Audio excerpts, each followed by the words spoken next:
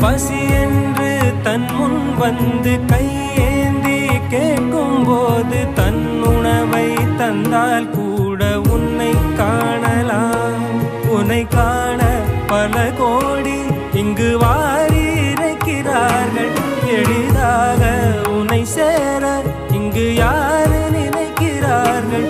அலங்காரம் அதில் நீ இல்லை, அகங்கார மனதில் இல்லை. துளி கள்ளம் கபடம் கலந்திடாத அன்பில் இருக்கிறாய். உணர்ந்தே